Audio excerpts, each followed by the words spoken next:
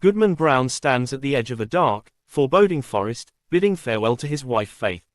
Her white dress and pink ribbons flutter gently in the twilight breeze, while Brown hesitates, facing the shadowy woods that symbolize the ominous journey ahead.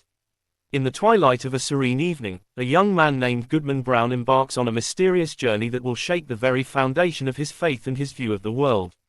As he ventures into a dark, ominous forest, Goodman Brown's encounters with strange and disturbing figures lead him down a path where good and evil become indistinguishable, and trust in humanity begins to erode.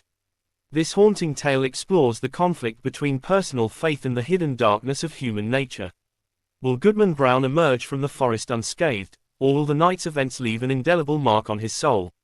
The mysterious journey begins. Goodman Brown stood at the threshold of his humble home in Salem Village, bidding farewell to his wife, Faith. The pink ribbons on her cap fluttered gently in the evening breeze, a soft, innocent reminder of the purity that she represented.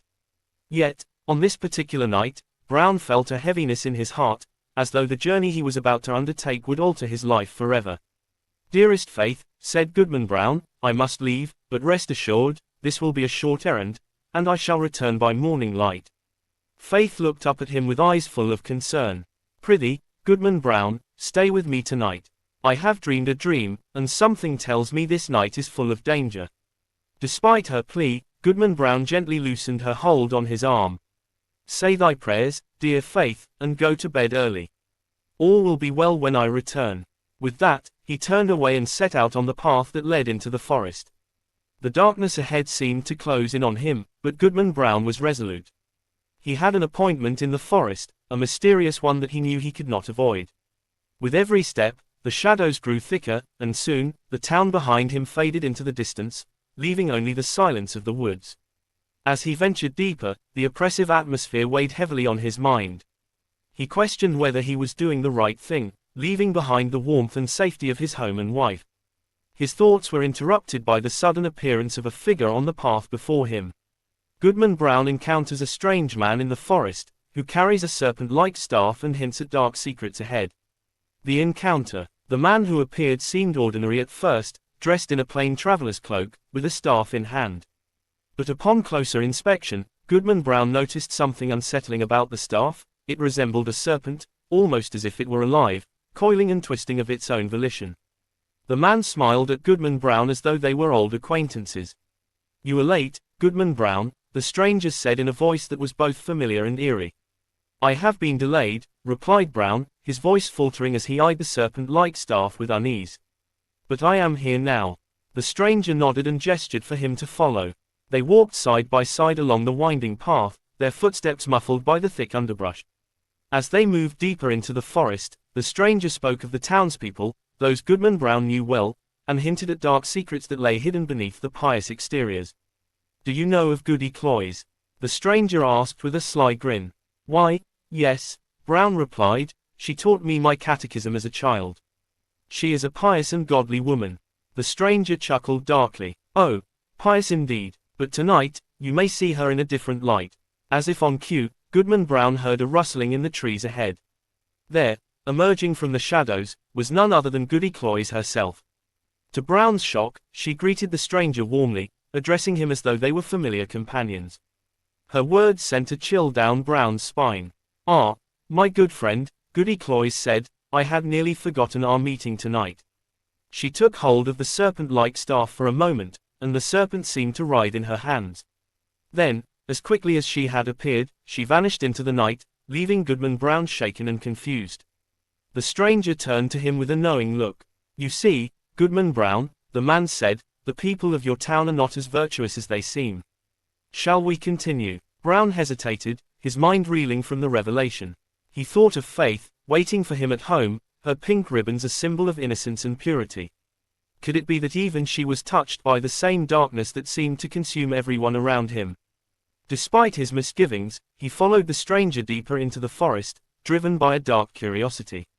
The unveiling. As they walked, Goodman Brown's senses became overwhelmed by the sights and sounds of the forest. The trees seemed to whisper his name, and strange figures flickered in and out of the shadows. His companion remained calm, guiding him steadily forward as though this path was well worn and familiar.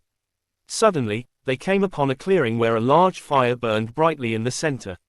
Surrounding the fire was a congregation of people, their faces obscured by the flickering light and the smoke that rose into the night sky. Among the crowd, Goodman Brown recognized several familiar faces, townspeople, clergy, even members of his own family.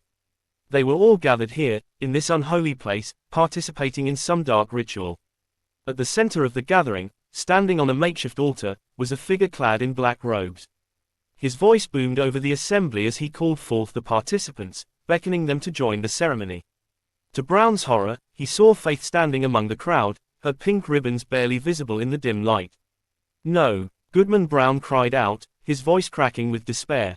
"Faith, resist. Do not join them." But his words were lost in the cacophony of voices, the chanting growing louder as the fire roared higher.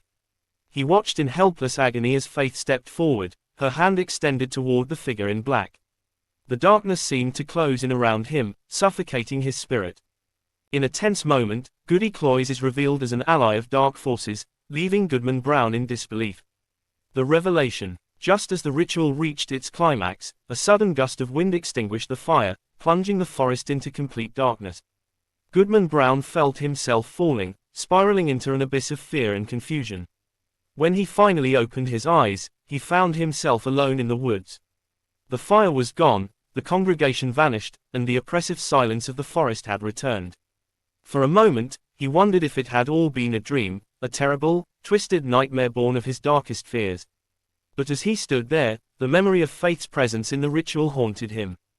Could she, too, have succumbed to the evil that lurked within the hearts of those he once trusted?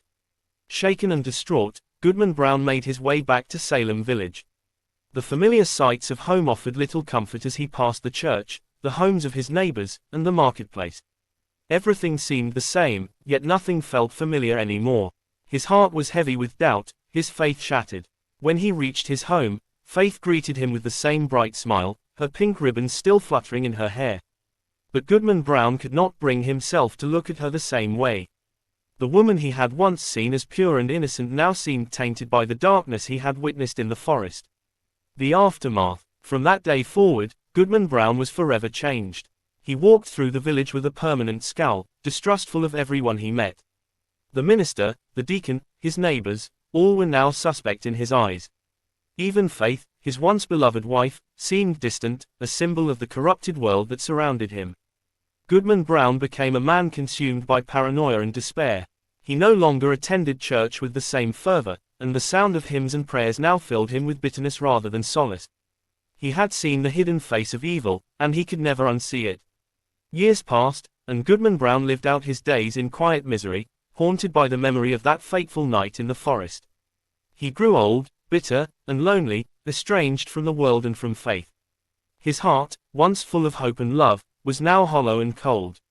When Goodman Brown finally died, few mourned his passing. He was buried in the cold earth, with no hopeful verse carved on his tombstone, for his dying hour was one of gloom. Goodman Brown watches in horror as the villagers, including Faith, participate in a dark ritual around a roaring fire. Conclusion: the legacy of doubt. Nathaniel Hawthorne's Young Goodman Brown is a powerful exploration of the fragility of human faith and the darkness that lurks beneath the surface of even the most pious individuals. Through Goodman Brown's harrowing journey, we are reminded of the dangers of blind trust and the disillusionment that follows when we are confronted with the moral complexities of the world. In the end, Goodman Brown's descent into despair serves as a cautionary tale about the corrosive effects of doubt and suspicion. His inability to reconcile the good and evil within himself and others leads him down a path of isolation and misery. The story's lasting impact lies in its chilling portrayal of the human condition, where faith, once lost, can be nearly impossible to regain.